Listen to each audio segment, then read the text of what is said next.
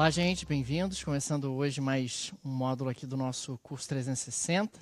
Esse módulo do segundo semestre é dedicado integralmente à parte de macroeconomia do conteúdo programático, né? O módulo do primeiro semestre do ano é dedicado à microeconomia e economia brasileira e o módulo do segundo semestre à macroeconomia. Macroeconomia tem um módulo só para si, porque aproximadamente metade das questões do concurso são de macroeconomia, tanto na primeira fase quanto na terceira fase. Até por uma razão bem óbvia, o trabalho do diplomata é essencialmente um trabalho macroeconômico, né, de análise macroeconômica, tanto de negociações comerciais quanto de produções de relatório de conjuntura econômica nos lugares onde ele tá lotado. Então, por isso, a gente acaba tendo aí metade do concurso sendo destinada a esse tema. Lembrando que quando a gente está falando de macroeconomia de uma forma geral, lida com o problema da escassez, né? Você está falando de recursos que são finitos e desejos que são, do ponto de vista material, infinitos e limitados. E a microeconomia lida com o problema da escassez no âmbito individual, estuda o problema da escassez no âmbito individual, como é que pessoas, empresas, individualmente lidam com o problema da escassez. E a macroeconomia estuda como as pessoas lidam com o problema da escassez no âmbito agregado, no âmbito coletivo, como é que os países lidam com o problema da escassez, etc. Passar aqui o módulo de macroeconomia durante uma campanha eleitoral vai ser divertido, né? Porque a gente vai ver como os candidatos mentem, inventam e falam coisas que não fazem absolutamente nenhum sentido e as pessoas aplaudem. Aliás, eles de uma forma geral, né? Dizem coisas que são impossíveis, inventam dados e vai seguindo. Toca o barco porque ninguém entende nada mesmo e fica por isso mesmo. Mas aqui no curso a gente vai ter que ter um rigor um pouco maior. Nessa primeira aula, particularmente, a gente começa falando de contabilidade nacional, né?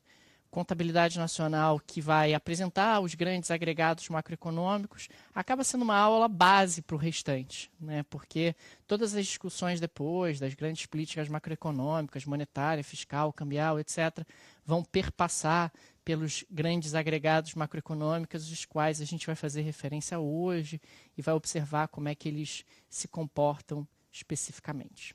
Tá? Então, começando aqui essa parte de contabilidade nacional, onde aparecem aqui os primeiros agregados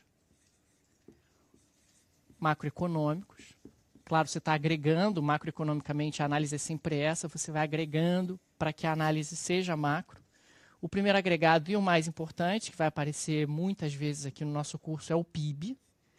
Claro que é um conceito que todo mundo ouve falar sobre ele, mas é importante que haja um rigor teórico aqui na nossa definição e na nossa utilização daqui para frente. O PIB, o Produto Interno Bruto de um país, né, nas leituras em inglês, o pessoal que acompanha a Economics é o GDP, né, é o mesmo conceito.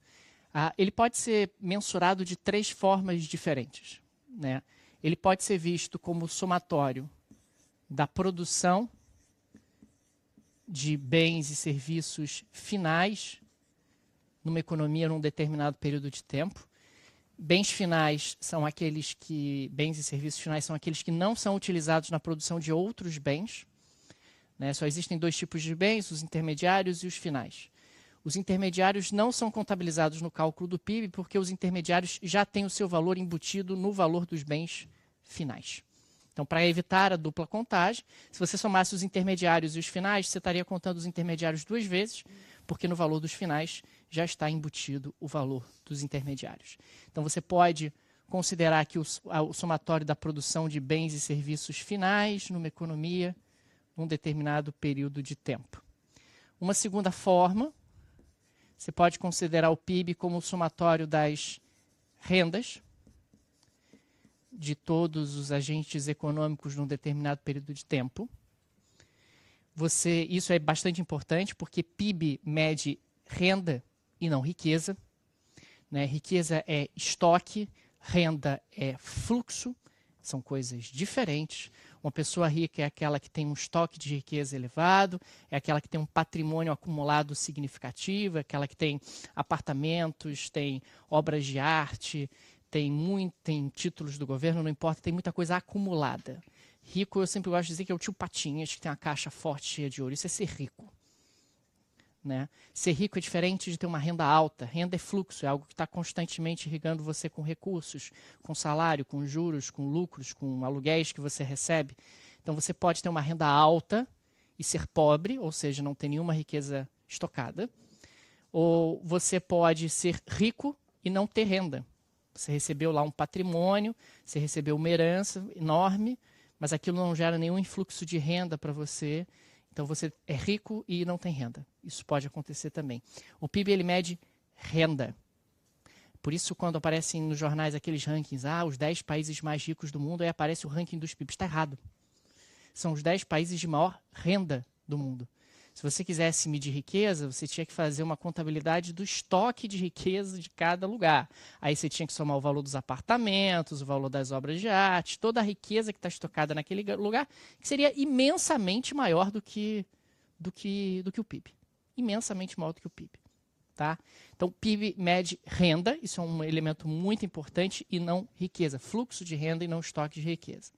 E uma terceira forma, o PIB ele pode ser encontrado como o somatório das demandas por bens e serviços finais numa economia, num determinado período de tempo.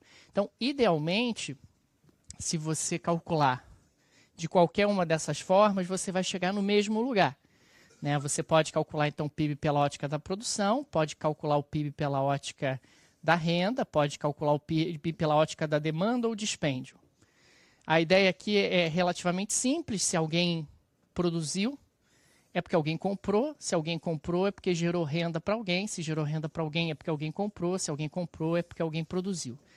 Mas se eu produzi, ninguém comprou. Bom, você mesmo comprou, o que do ponto de vista macroeconômico dá no mesmo. Não faz nenhuma diferença. Tá?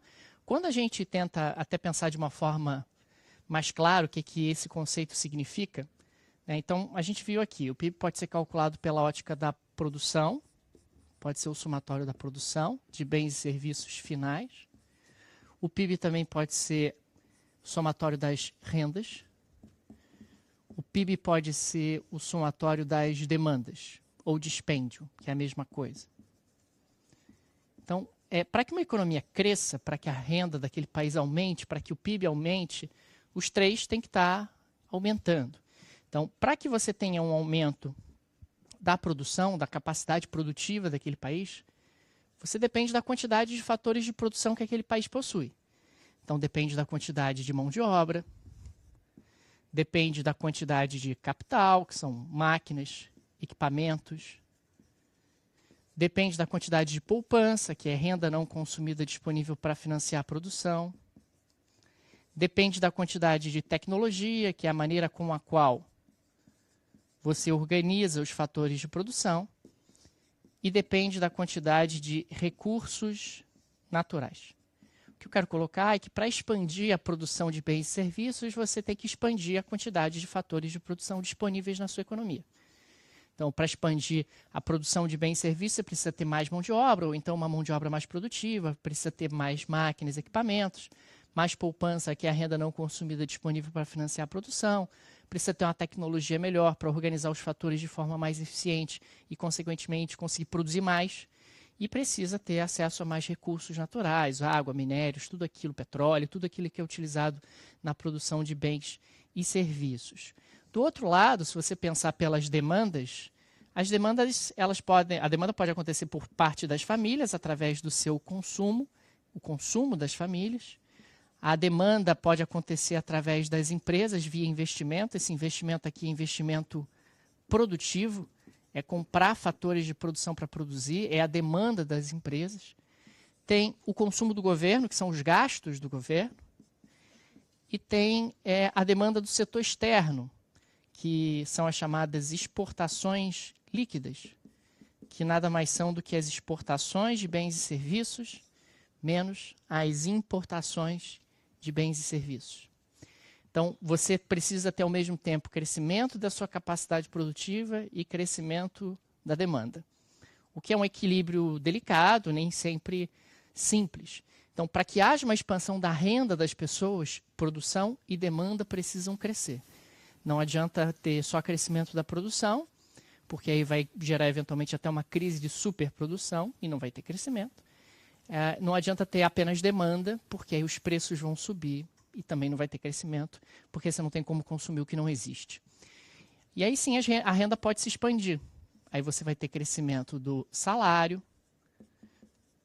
você vai ter crescimento do aluguel, que é uma forma de renda também. Você vai ter crescimento de pagamento de juros.